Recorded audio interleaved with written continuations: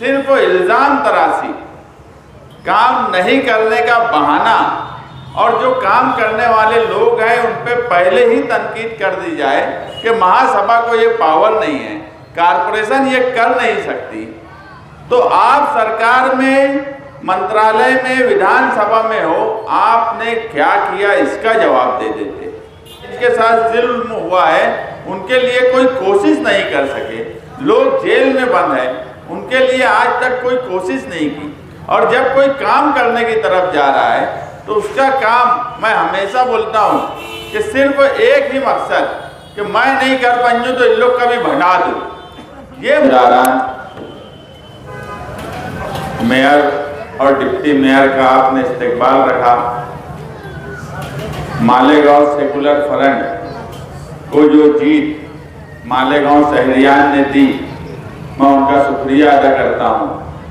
रमजान महीना करीब होने की वजह से शहर में कई वार्ड और महल्ले में इस्तेकबालिया तकरीब मुनक्किद की जा रही है, तो अभी मेयर और डिप्टी मेयर को भी हिस्सा बांट लेना पड़ रहा है।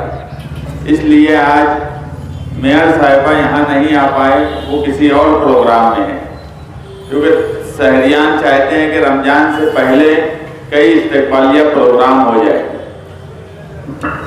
अभी राहिल हनीफ साहब अपनी बात रख रहे थे, वो खुद इस वार्ड से उम्मीदवार थे। हमारी साहित्या भी यहाँ बैठी है, वो उम्मीदवार थी। मालेगांव सेकुलर फ्रंट ने जो वादे किए थे, हम उन वादों पर काम करने की तरफ पहली ही जनरल बोर्ड की मीटिंग में शुरू कर रहे हैं। जो एतमाद और यकीन इस शहर ने मालेगांव सेकुलर फ्रंट पर किया, हम वो एतमाद और यकीन के साथ काम करने की पूरी कोशिश कर रहे हैं और इंशाअल्लाह रिजल्ट भी मालेगांव शहर के सामने रहेगा। हम इस शहर में ये भी देखे कि तामीर और तरक्की की बात तो हुई, मगर तामीर और तरक्की पर अमली तौर पर कोई काम नहीं हुआ। आज की इस मीटिंग में मैं किसी पर तनकीद करना नहीं चाहता, मगर मालेगांव शहर में तामीर और तरक्की के साथ साथ इस शहर को तहफ़्फ़ुज़ देने का काम हम कारपोरेशन के जरिए जरूर करेंगे। जन्म दाखिले का पहला सवाल मैं हर जलसे में, मीटिंगों में, इलेक्शन के वक्त ये बोला करता था कि पहली तजवीज़ मैं लेकर आऊँगा जन्म दाखिले के ताल्लुक से, और पहली तजवीज़ मैं लेकर आया।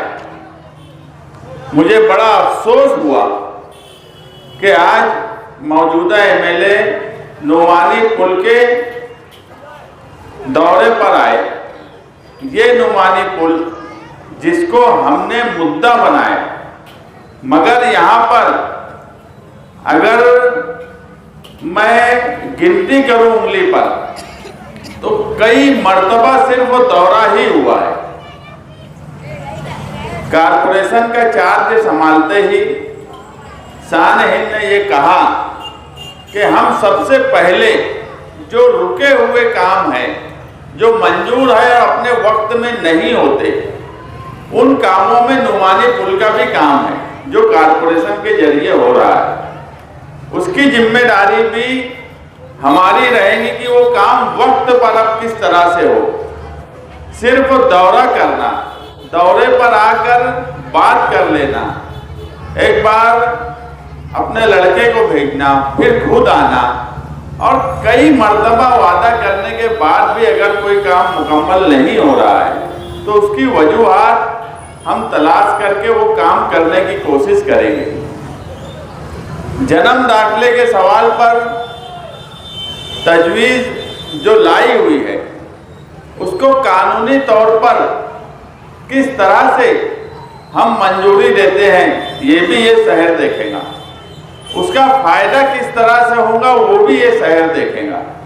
मगर ये अफसोस होता है कि जो काम नहीं करते, जिन्हें काम करने का सलीका नहीं है, जिन्हें काम करने का तरीका नहीं है, वो आज ये बोल रहे हैं कि कारपोरेशन महासभा में ये तजवीज़ लाने का कोई मतलब ही नहीं है। ये आज इसलिए ये बात बोल रहे हैं कि फिरका परस्त और बीजेपी के लोग जो बात हॉल में बोलने वाले हैं, वो इनके मुंह से वो पहले ही बुलवा दिए कि तुम पहले ही बोल दो कि इनको अधिकार ही नहीं है, ये महासभा और कारपोरेशन को अधिकार ही नहीं है। ये बात बोलने से पहले उन्होंने ये सोचना चाहिए था कि साल भर से लोग परेशान हैं, मैंने तो कुछ किया ही नहीं जन्म दाखिले के सवाल पर। अगर करने वाले लोग आज आए हैं तो वो किस तरह से करते हैं ये तो देख लो, मगर सियासत और सिर्फ इल्ज़ाम तराशी, काम नहीं करने का बहाना, और जो काम करने वाले लोग हैं उन पे पहले ही तनकीद कर दी जाए कि महासभा को ये पावर नहीं है, कारपोरेशन ये कर नहीं सकती, तो आप सरकार में, मंत्रालय में, विधानसभा में हो, आपने क्या किया इसका जवाब दे देते। ये बात बोलने का मतलब इस इस्तिकबालिया प्रोग्राम में मेरा कतई नहीं था, मगर यहाँ आने से पहले जब मैं उनकी यूट्यूब पर बात सुना तो मुझे बड़ा अफसोस हुआ कि ये इंसान जो मालेगांव शहरियान को फिरका परस्तों से कभी बचा नहीं सके, कभी उनकी मदद नहीं कर सके, जिनके साथ नाइंसाफ़ी हुई है, जिनके साथ जुल्म हुआ है, उनके लिए कोई कोशिश नहीं कर सके, लोग जेल में बंद हैं, उनके लिए आज तक कोई कोशिश नहीं की। और जब कोई काम करने की तरफ जा रहा है तो उसका काम, मैं हमेशा बोलता हूँ कि सिर्फ एक ही मकसद कि मैं नहीं कर पाऊँ तो इन लोग का भी भगा दूँ, ये मकसद से वो सियासत करते हैं कि मैं नहीं कर पाऊँ तो इन लोग का भगा दूँ, हर वक्त यही सियासत। ये नुमानी पुल जो आज पिल्लर जिसके खड़े हैं, यकीन मानना यहाँ भी जिम्मेदार लोग बैठे होंगे, ये पुल कब का बन चुका होता। मैं जिस तरीके से वो पुल का मुद्दा उठाया था उस वक्त के मौसम पुल, सांडवे पुल, अगर ये पुल बन सकता है, बजट में इसको 100 करोड़ के बजट में लिया जा सकता है, तो नुमानी पुल को क्यों नहीं लिया जा सकता। अगर ये पुल का बजट है और नुमानी पुल नहीं बनेगा तो हम इसको नहीं बनने देंगे। और यकीन मानना कि महल्ले के बाग महमूद के जिम्मेदार मेरे साथ कमिश्नर के पास गए, कमिश्नर इतना डर गया था कि उसने फौरन सिटी इंजीनियर को ये बोला कि ये क्या मामला है, नुमानी पुल क्या है, उसका एस्टीमेट लाओ और उसका किस तरीके से काम होगा मैं करवाता हूँ। मगर उसी वक्त ये हजरत पहुँच गए। कौन सा हवा में 2 करोड़ 4-5 साल पहले था मुझे नहीं मालूम, इस तरह की बात करके वो काम में टांग अड़ा दिए और आज तक वो काम किस तरीके से हो रहा है आपके सामने है। हमने जो वादे किए हैं शहर में कामकाज करने के लिए, इतना काम है कि मुझे नहीं लगता है कि ये 2.5 साल का पीरियड हमारे लिए रात दिन अगर हम काम करेंगे तो ही कुछ हम शहर को दे सकते हैं। ऐसा नहीं हो सकता कि हम कुछ वक्त काम में दें और सैर व तफरी करते रहें तो मालेगांव शहरियान का काम होगा, ऐसा मुमकिन नहीं है।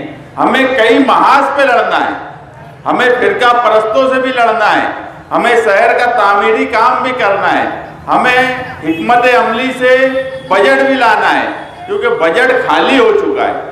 कारपोरेशन के प्रशासक ने, कमिश्नर ने बजट पूरा खाली कर दिया है।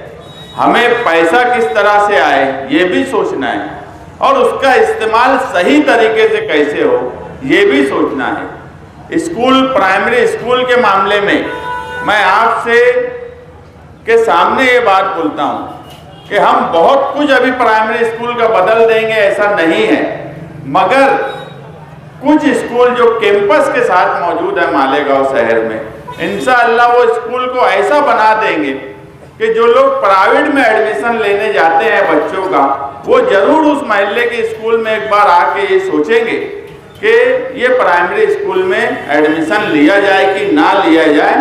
ये सोचने का सवाल हम जो भी वालिदैन हैं उनके सामने हम इंशाअल्लाह जरूर कर देंगे। इतना मैं आपको यकीन दिलाता हूँ, काम करने का जज्बा है। निहाल साहब के बाद हम कभी इक़्तिदार में नहीं रहे, इक़्तिदार के हिस्सेदार नहीं हुए। हम जब से सियासत में आए हम अपोजिशन में रहे, मगर अपोजिशन में भी हमने जो अपोजिशन का काम है, जो अपोजिशन को करना चाहिए, वो हमने पूरी ताकत और पूरी ईमानदारी से किया। जो सवालात अपोजिशन के तई हमको करना चाहिए था, पोजीशन में बैठे हुए लोगों से, इक़्तिदार में बैठे हुए लोगों से, वो सवाल हम जरूर करते थे। हाँ, हम इक़्तिदार में नहीं थे तो हम बहुत तामीरी काम करना हमारे लिए मुमकिन नहीं था। अब इक़्तिदार के हिस्सेदार है तो हम तामीरी काम भी जरूर इस शहर में करके देंगे। मैं ये नहीं बोल रहा हूँ कि कोई अलाउद्दीन का चिराग लेकर हम वहाँ बैठ जाएंगे और चिराग घसेंगे और काम हो जाएगा, मगर सिस्टम से आप थोड़ा वक्त दीजिए। हम साफ सफाई के निज़ाम से लेकर प्राइमरी स्कूलों का निज़ाम और शहर की तामीर और तरक्की को हम अच्छे तरीके से करेंगे। इसी के साथ साथ ईद के बाद हम कुछ सख्त फैसला लेंगे। मैं ये बात बार बार इसलिए बोलता हूँ कि ये मुझ पे भी रहे कि सख्त फैसला अगर लेने की बात बोल रहा हूँ तो मैं भी उस पर कायम रहूँ। जो फैसला इससे पहले नहीं लिए गए, हो सकता है यहाँ बैठे हुए लोगों को भी, कुछ लोगों के लिए वो तकलीफ दे फैसला जरूर हो सकता है, मगर अगर मुस्तकबिल में हमें इस शहर को शहर रहने देना है, हम यहाँ इंसानों की तरह रह सके, तो कुछ तकलीफ हो सकती है कि हमारे अपनों को भी हो जाए। उसे कहीं ना कहीं आपको मुस्तकबिल का सोचकर बर्दाश्त करना पड़ेगा। ये मुमकिन नहीं है कि कोई शहर को सही करने के लिए हर आदमी बोलता है कि अतिक्रमण है, अतिक्रमण से परेशानी है, मगर वो परेशानी का हल वो खुद नहीं निकालना चाहता। तो अगर कुछ सख्त फैसले होंगे तो मुझे यकीन है कि आप लोगों का साथ हमारे साथ होगा। हो सकता है वक्ती तौर पे आप लोगों को तकलीफ हो, मगर उन तकलीफ को आपको बर्दाश्त करना होगा। आज जो शहर के हालात हैं, आज जिस तरीके से शहरियान अपनी ज़िंदगी गुजार रहे हैं, सही बात यह है कि ये एक अच्छे शहर में इस तरह से मुस्तकबिल में रहा नहीं जा सकता। हमें रास्ते से लेकर हमें धूल मट्टी और पॉल्यूशन हर चीज़ के बारे में सोचना होगा, और सिर्फ हम कारपोरेशन में बैठ के ये सब काम कर लेंगे ऐसा मुमकिन नहीं है। जब तक शहरियान का साथ नहीं मिलेगा, उन फैसलों को वो मुस्बित अंदाज में नहीं लेंगे, तो कहीं ना कहीं हमारे लिए दुश्वारी खड़ी होगी। इसलिए आप लोगों का भी साथ चाहिए। आप लोगों ने जिस उम्मीद और एतमाद के साथ मालेगांव सेकुलर फ्रंट को इक़्तिदार दिया है, हम उस एतमाद को हर हाल में, आपके एतमाद और यकीन को कारपोरेशन में हम काम करके बताएंगे। और जो लोग ये बोलते हैं हम निहाली सोच के लोग हैं, हम फिरका परस्तों से भी लड़ेंगे, हम तामीर और तरक्की भी करेंगे। अगर टीपू सुल्तान की तस्वीर लग गई तो उस पर इतना वावेला मचाकर अगर डराने की कोशिश कोई करेगा तो ये पूरा शहर जानता है, और ख़ास तौर से किला इस्लामाबाद और यहाँ पर जो निहाल साहब के साथ रहने वाले पुराने लोग हैं, वो खुद भी जानते हैं हमारा मिजाज क्या है। हम कोई गलत काम नहीं करेंगे, मगर कोई जोर जबरदस्ती, कोई अपनी ताकत के बलबूते पर हमारे लोगों का, जो टीपू सुल्तान जैसे लोगों का नाम ये 10-15 सालों में उनको विलन बनाने का काम किया गया। वो हिंदुस्तान के हीरो रहे हैं और ये पूरा देश मानता है कि वो हिंदुस्तान के हीरो रहे हैं, मगर अगर वो विलन बनाया जा रहा है तो उनकी मुस्बित बात, मैं तो ये मानता हूं कि शान-ए-हिंद ने जो तस्वीर लगी उसकी ऑफिस में, वो हिंदुस्तान के मुसलमानों के लिए बिल्कुल बेहतर हुआ और उस पर बहस होना चाहिए। आप देखेंगे यहाँ से लेकर दिल्ली तक हर रियासत में उस पर अगर बहस हो रही है तो टीपू सुल्तान क्या थे, ये कम से कम लोगों के सामने बात आ रही है। जो आज एक उनकी बात ही यही नुमानी पुल पे मुफ्ती साहब बोलने लगे कि टीपू सुल्तान गुजरा हुआ वक्त था, बात गुजरे हुए वक्त की नहीं है, वो क्या थे उस पर बात होना चाहिए। तस्वीर लगाया कोई गलत काम नहीं हुआ, उसकी हिमायत करने के बजाय फिरका परस्तों की जुबानी बोलना, हर ऐसी बात करना जिससे फिरका परस्तों को मदद मिले, ये इस शहर में कब तक होगा। जिन्हें खुद काम नहीं करना आता वो कम से कम हमें काम करना ना सिखाएं।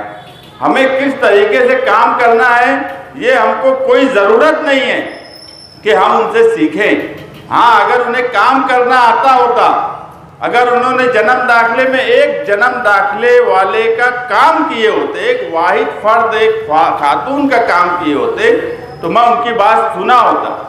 जिन्होंने कभी कोई काम ना किया हो वो हमें सलाह ना दे तो बेहतर है। आप लोग यकीन रखिए इंशाअल्लाह हम हर तरीके से, जहाँ पर मुसलमानों की तहफ़्फ़ुज़ की बात होगी वहाँ भी हम खड़े हैं और इस शहर को तामीर और तरक्की करने के लिए हम पूरी ताकत और ईमानदारी से काम करेंगे। शुक्रिया।